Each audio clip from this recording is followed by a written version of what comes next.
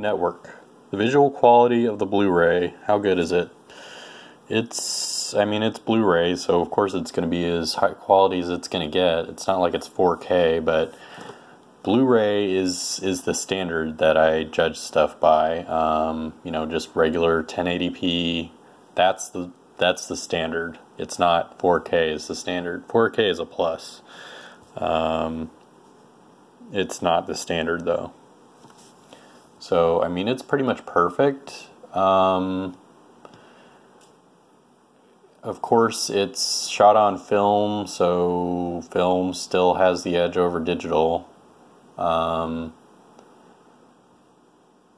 In fast-moving motion stuff, it looks fine.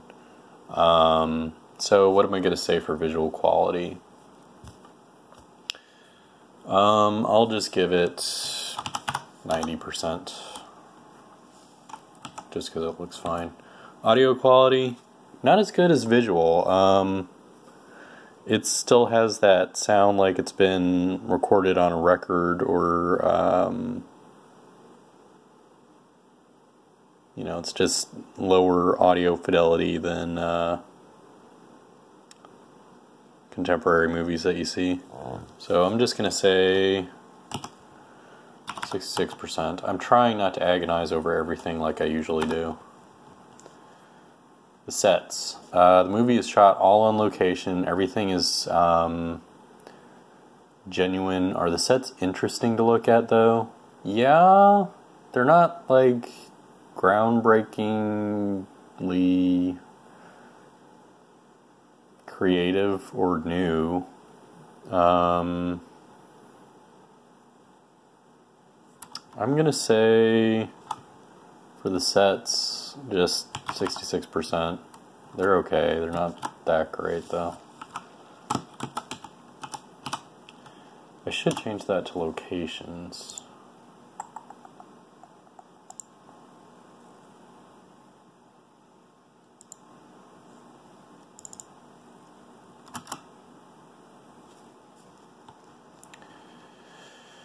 Costumes, everybody is dressed to look like they're a part.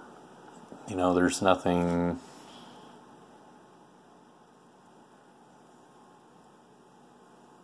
that keeps people from matching their character. Their clothes don't really define their character. It's just simply an accessory to who they are. It's not that kind of a movie. It's more just, it's set in realism, so you don't have clothes really as a feature. Unless you're talking about the trench coat, that the one guy is wearing, Peter Finch's character is wearing. But aside from that, there's really nothing that interesting about the costumes.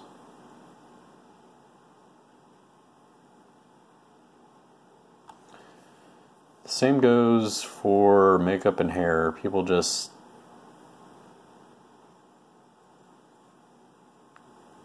don't have anything. It's not a distraction. They don't have anything that would really define them. Their character isn't defined through their hair and makeup, aside from just their age and socioeconomic demographic. There's just nothing really special about it. It's not terrible to look at, but it's not really that interesting either. So I'll just say 66% for all that stuff. Special effects, well, there aren't any unless you count the outdoor shot. It looks fine. So I'm just going to say overall for production values. Now, there is something that I like to include,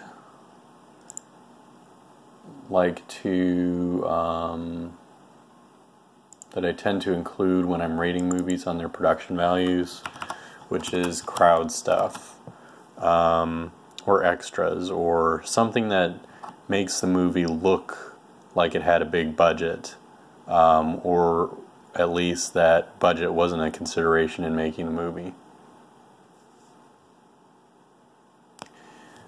Which makes me think again about the locations, because they're shooting, they shot some of the scenes in like a boardroom that looks really fancy. They've got like a dinner hall.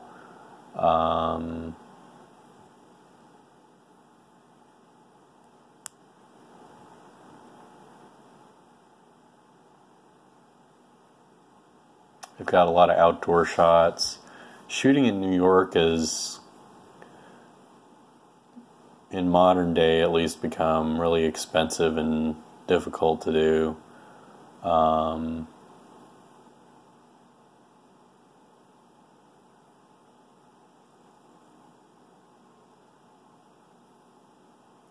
They've got a lot of big name actors, and you know, even if they're not big name actors, you kind of feel like they ought to be, given the quality of the acting.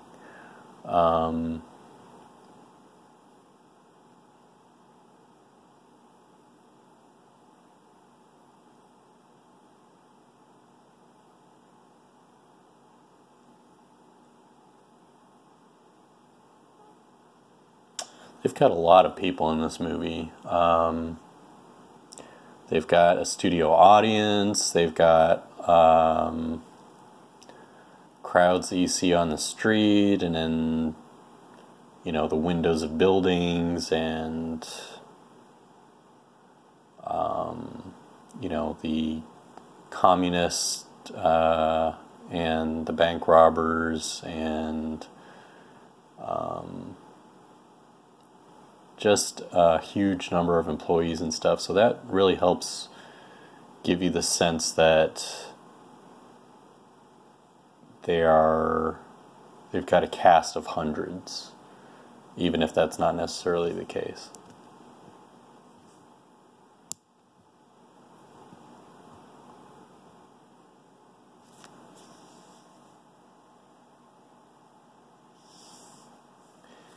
And that's really something that's hard to do with CG.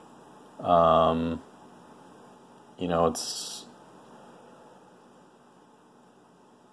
not like you can really easily replace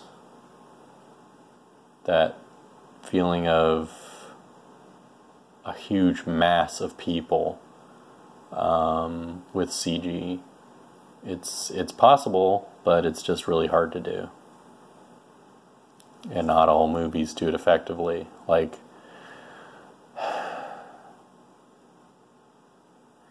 in the movie, in the Avengers movie, the latest one, Infinity War,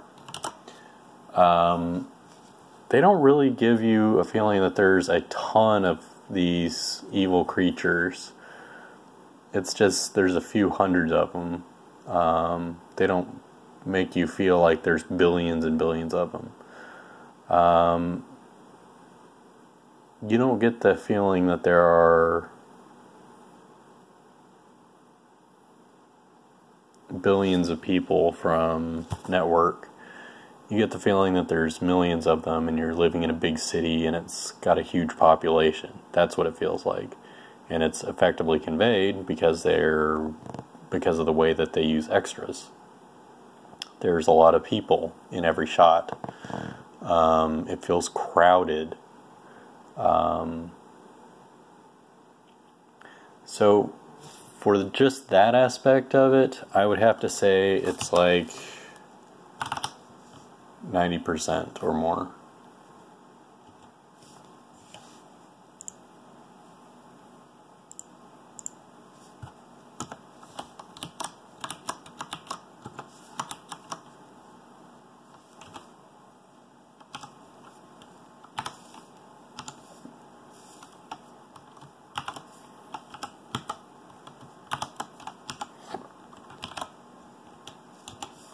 So overall production values,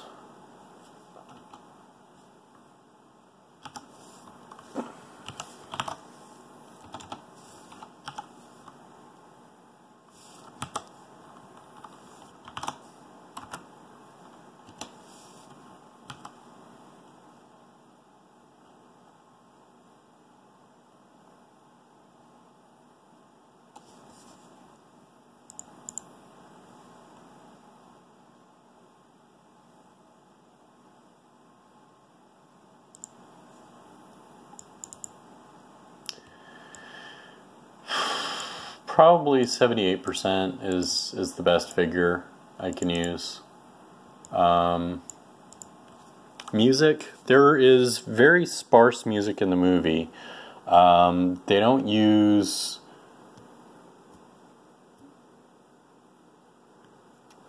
non-ambient music, you know, music that only the viewer of the movie can hear. It's kind of like Touch of Evil.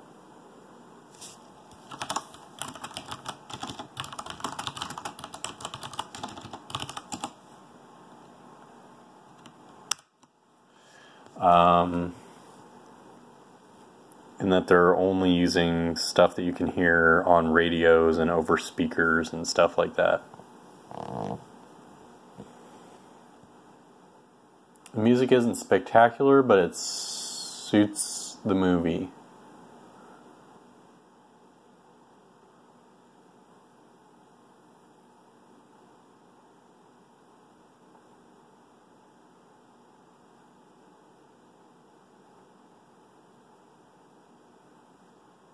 You know, it's not something that you want to listen to by itself. It's just kind of there. So I'd say 60% for the music. Color. The color and the lighting is very well done. There's a wide dynamic range. You know, you get a full set of values and saturations and hues.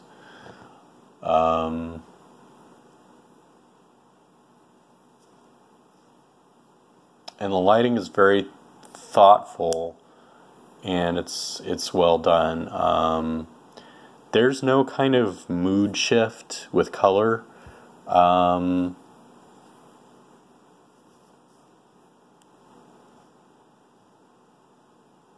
It's just kind of something that's there alongside of other things.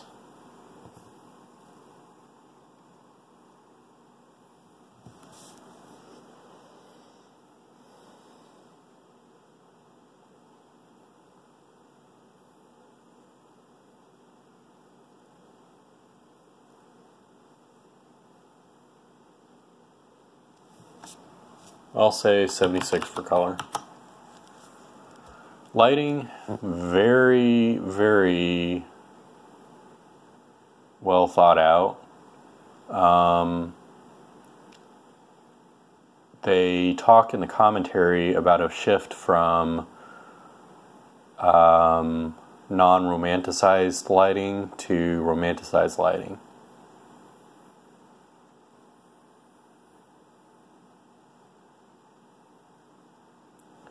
In other words, the kind of lighting that you just see as a realistic depiction of something versus something that is lighting you'd see in a commercial, like lit so that people look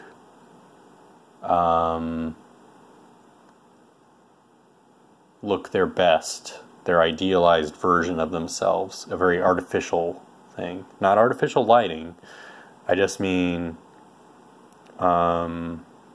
an artificial sense of glamour, I guess.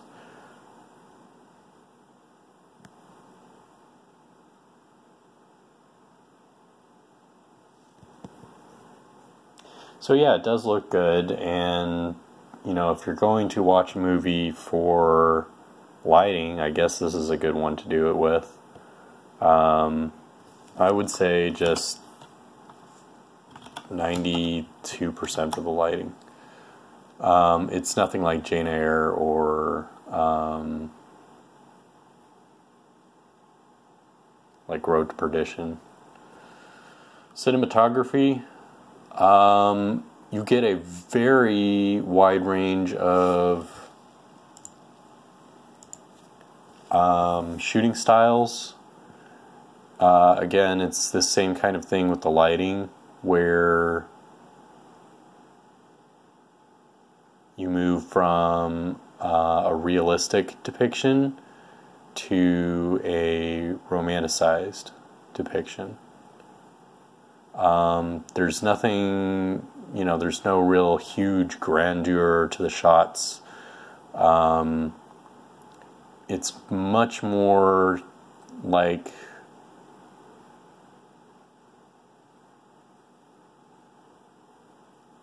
for effect, matching the mood of the scene.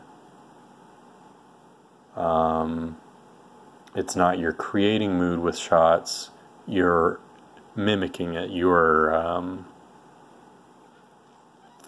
echoing the mood of the scene with the shots.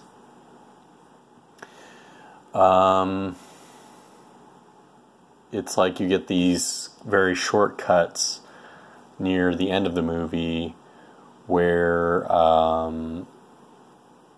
things have it actually ends with commercials.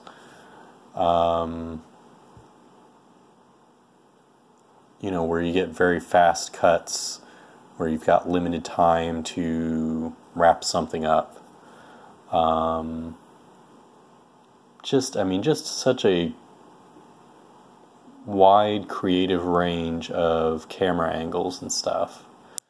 I'd be surprised if they didn't win some kind of award for it. So, for cinematography, I'd say like 95%. Editing, how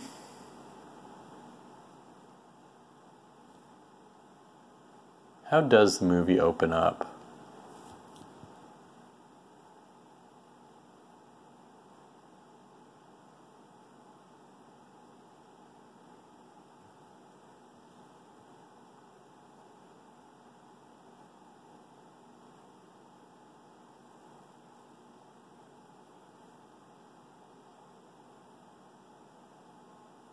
I forget. I've watched the movie through like twice now. And I didn't watch the special that they did on the writer of the movie just because my focus is on reviewing the movie. It's not on reviewing figures from the making of the movie.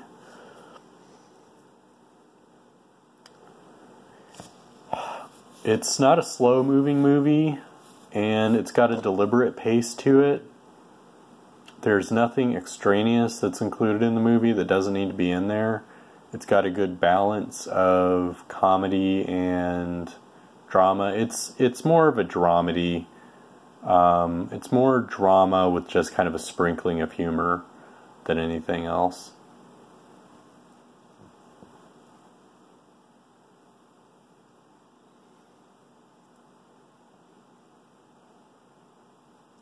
It is a tense movie. It's not a thriller. It's more...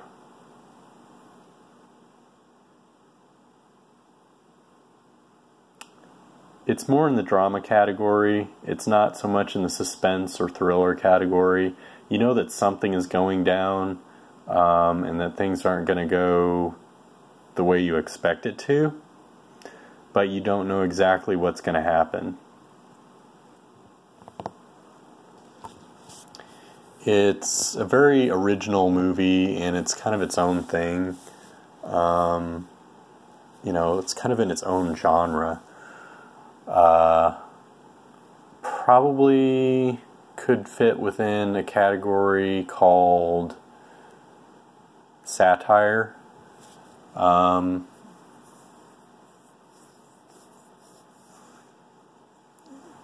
There's maybe a compound word that you can bake between drama and satire. Sadramatire.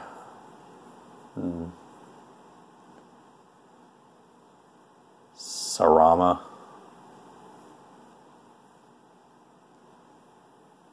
Sarima.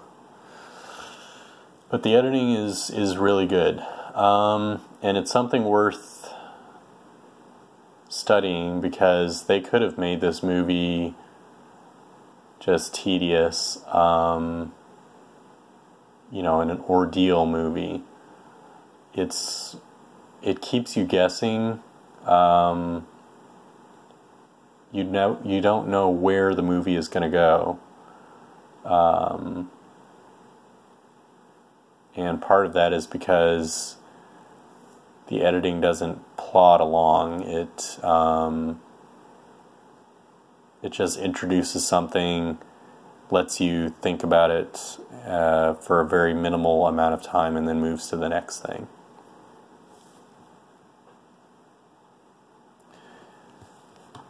So I'll just say the editing is really good. It's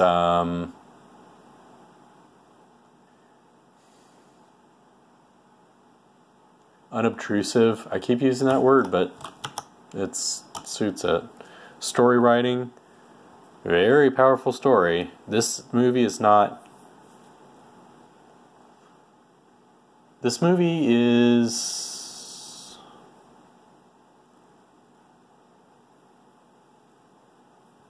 more character-driven than story-driven.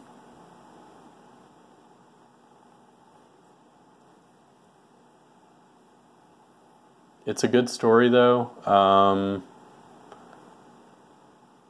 And they introduce things that you don't really need to comprehend in order to follow it, and that's okay. Like, they've got this whole thing about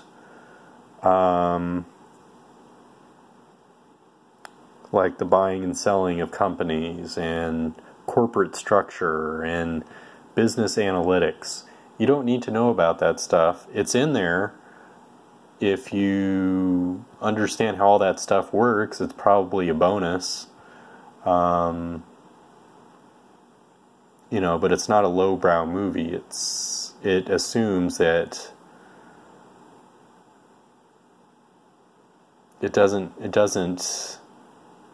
it's not pedantic.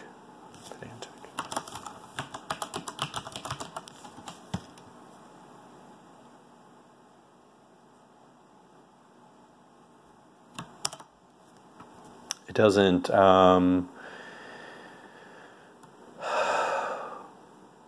it doesn't drag stuff out so that it can explain what's going on to you. It's a good story, and it's a very original one. I don't watch it for the story. I would watch it more for the characters and the actors.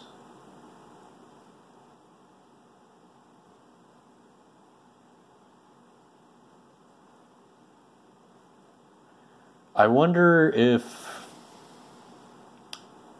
sometimes the story feels overworked, because they're trying to make such a big focus on satire that they kind of have to take their time going through the whole thing.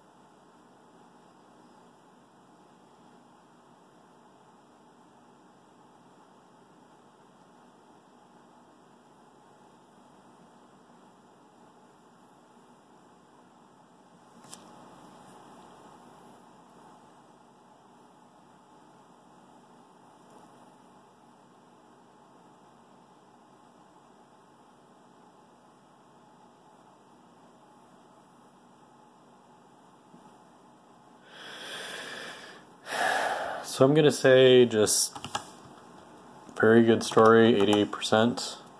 Character writing. Every character in the movie is there for a reason. Each of them are pretty interesting to watch. There's something to follow. Everybody has an arc. Even the anonymous, no-name people in the crowd as a whole have an arc.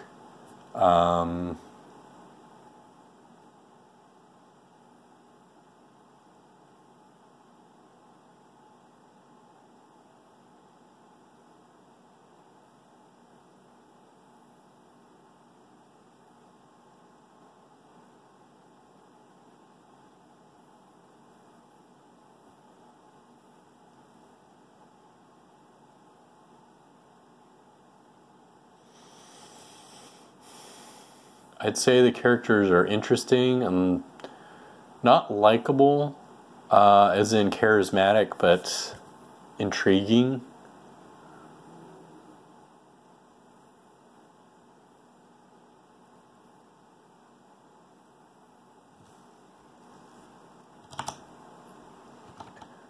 So I'll just say character writing is 89%. 91%. Character dialogue, it's okay. It forms the characters, but it's not as interesting as the characters themselves.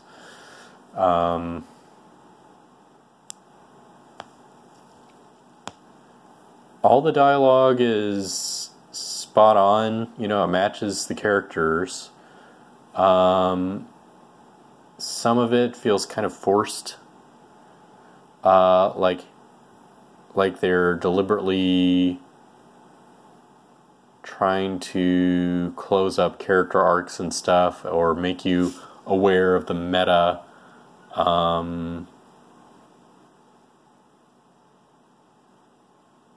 aspects of the movie making process.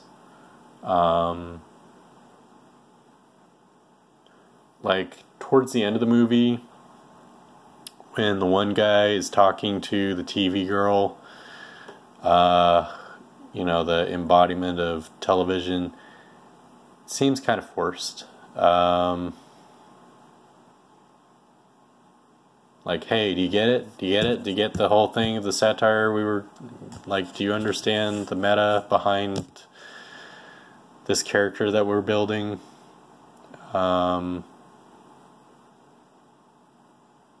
It's what you get when you have an essay writer writing a movie. You know, somebody who has to do literary criticism and dissect and deconstruct a movie, rather than just be in the movie and enjoy it. On the other hand, it's way better to show and tell the point that you're trying to make rather than let the audience guess it. And they did that. They explicitly said it, which is a good thing. So I would say that that overrides any of the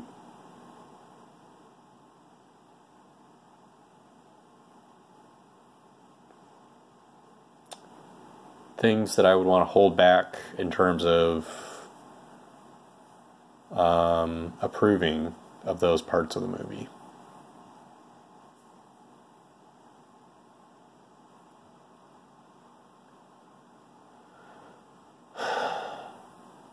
So the character dialogue is strong. I'll just say it's 89%. Move on to the acting. The acting is all pretty much perfect. Everybody is a really good actor. Very believable. Everybody in it. I mean, even the tertiary and supporting and extras are really good.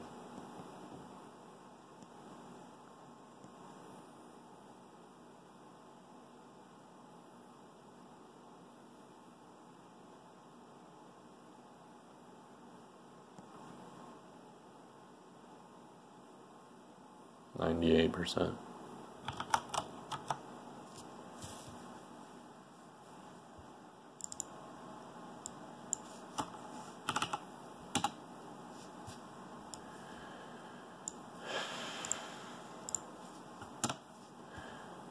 So just the raw average of all the scores that I give for each of those things would be 84%. To compare this to other movies, where would I place it? Is it a better movie than 2001: A Space Odyssey? Yeah. Is it better than Kramer versus Kramer?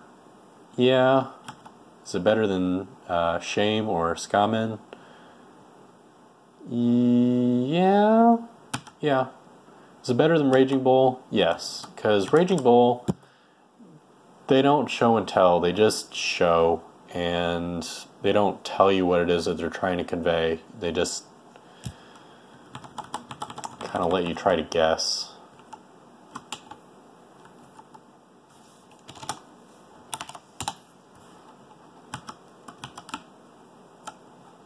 Is it better than Our Hospitality? Yeah. Better than Witness for the Prosecution?